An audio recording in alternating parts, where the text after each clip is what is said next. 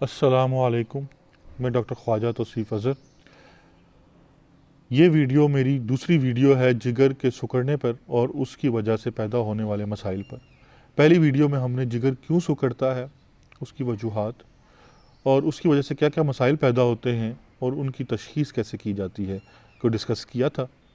इस वीडियो में हम डिस्कस करेंगे कि उनका इलाज कैसे किया जाता है, तमाम मसूहात जो पैदा हो जाती हैं।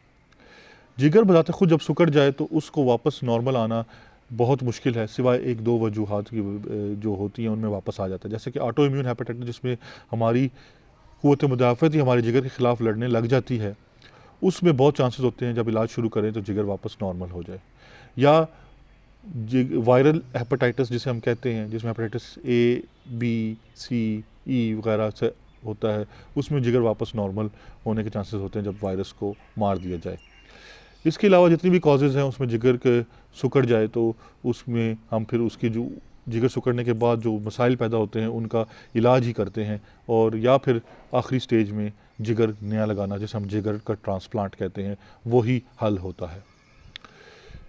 अब आ जाए जी पहली मुश्किल जो पैदा होती है जिगर सिकुड़ने की वजह से, वो खून की नालियाँ सूज जाती हैं। स्पेशली खुराक की नाली में खून की नालियाँ सूज जाती हैं, और उसकी वजह से क्या होता है कि बंदे को खून की उल्टियाँ हो सकती हैं, और उन खून की उल्टियों की वजह से बंदे की जान भी जा सकती है। इसलिए जब भी बंदे को खून की उल्टियाँ स्टार्ट हों, उसे फ़ौरन एमरजेंसी में लेके आएँ। उसमें हम क्या करते हैं कि एमरजेंसी में उसका ब्लड टेस्ट करते हैं कि हीमोग्लोबिन कितना है। अगर खून की कमी है तो खून लगाते हैं, अगर पानी की कमी है जिस्म में ज़्यादा हो रही तो पानी की ड्रिप्स लगाई जाती हैं। उसके अलावा खून रोकने के बहुत से इंजेक्शंस होते हैं, वो लगाए जाते हैं। उसके बाद 8 घंटे के अंदर अंदर हमने उसकी एंडोस्कोपी करनी होती है, जो कि कैमरे से मुआयना होता है, और उसके थ्रू हम जाके कैमरे से मुआयने के थ्रू जाके हम उसके बैंड लगा देते हैं। वो 4 से 6 बैंड उसके ऊपर होते हैं लगे हुए, वो हम पूरे भी लगा सकते हैं डिपेंडिंग कि कहाँ कहाँ से खून निकल रहा है, कितने लगाने हैं। उसके बाद हम पेशेंट को बहुत सी अद्वियात पे डिस्चार्ज करते हैं ताकि उसको दोबारा वो खून की नालियाँ ना सूजें, और अगर वो सूजें तो कम रफ्तार में सूजें, लेट सूजें, ताकि वो पेशेंट को खून की उल्टियाँ ना हो सकें। उसके बाद अगला जो कॉम्प्लिकेशन है वो है पेट में पानी पड़ने की या पाँव में पानी पड़ने की। पेट में पानी पड़ना, पाँव में पानी पड़ना जिगर की वजह से नहीं होता। इसलिए जब भी पेट में पानी पड़ता है तो हम कहते हैं कि उसका टेस्ट लिया जाए, पानी का टेस्ट लेते हैं, और उस टेस्ट के हिसाब से हमें पता चल जाता है कि ये पानी जिगर की वजह से पड़ा है या दिल की वजह से या फिर गुर्दों की वजह से पड़ा है।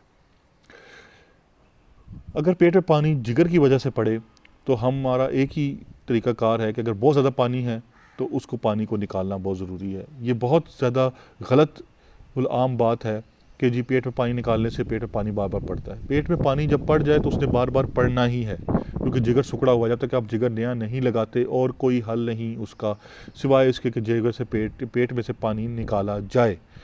2 तरीके हैं, या सुई से पानी निकाला जाए या दवाइयों से।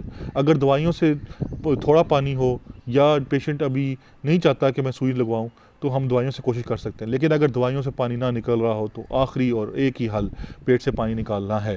पेट को सुई लगाने से पानी नहीं पड़ता, पेट में जिगर सिकुड़ने की वजह से पानी पड़ता है, और उसको पानी को निकालने से पेशेंट की ज़िंदगी बहुत आसान हो जाती है। तो खुदारा अपने पेशेंट पे जुल्म ना करें, उसका पेट में पानी पड़ जाए तो ज़रूर निकलवाएं।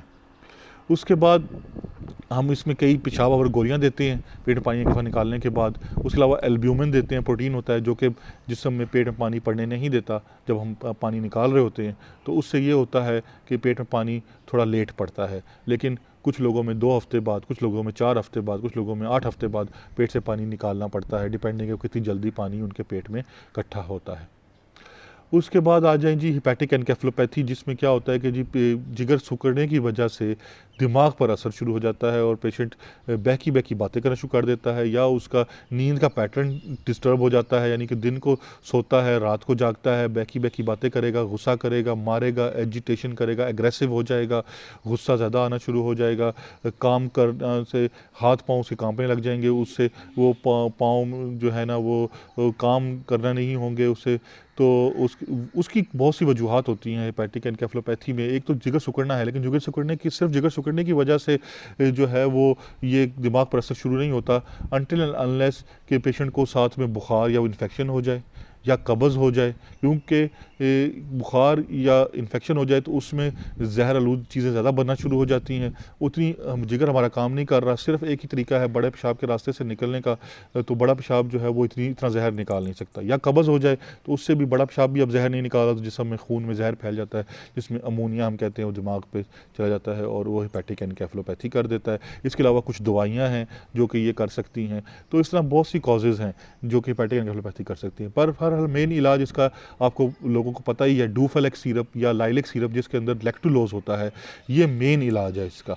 अगर पेशेंट होश में हो तो ये सिरप दें 30 ml से 60 ml फ़ौरन पिलाएं। उसके अलावा इसको दिन में 4 दफ़ा भी पिला सकते हैं, दिन में 3 दफ़ा भी पिला सकते हैं, पूरी बोतल एक वक्त में भी पिला सकते हैं। बेसिकली मकसद हमारा ये है कि ये बड़ा पेशाब उनका निकले। अगर वो पेशेंट बेहोश है और नहीं ले सकता तो 2 तरीके हैं, या तो हम एनजी ट्यूब डाल के खुराकी नाली तो वो सिरप डालें। अगर वो पेशेंट नहीं डलवाता या डालना मुश्किल है उस टाइम, तो फिर दूसरा तरीका है कि उनका अनीमा किया जाए बड़े पेशाब के रास्ते। डूफलेक्स सिरप के अंदर अनीमे के अंदर डाल के हम वो अनीमा करते हैं, उससे बड़ा पेशाब निकल आता है और उससे बहुत बेहतरी उनके हालात में हो जाती है। और जब एक होश में आ जाए तो फिर हम सिरप शुरू कर देते हैं। अगर इन्फेक्शन साथ में है तो एंटीबायोटिक्स देना बहुत ज़रूरी होता है। तो ये हेपेटिक एनकेफेलोपैथी का इलाज है। तो ये मेन 3 बड़ी मुश्किलात होती हैं जिगर के सिकुड़ने की वजह से जो पैदा होती हैं, और इन 3 बड़ी मुश्किलात का मैंने आपको हल बता दिया है। इसके अलावा अगर आपका कोई क्वेश्चन हो तो ज़रूर कमेंट्स में करें, तो मैं ज़रूर उसका जवाब दूँगा। आगे अगर आपको वीडियो पसंद आई है तो ज़रूर मेरा चैनल सब्सक्राइब करें और लोगों के साथ शेयर करें, ताकि लोगों को इन तमाम आम बीमारियों के मुतालिक आगाही हो सके और वो अपना जो है जान बचाने में उनकी मदद हो सके। अस्सलामु अलैकुम व रहमतुल्लाह।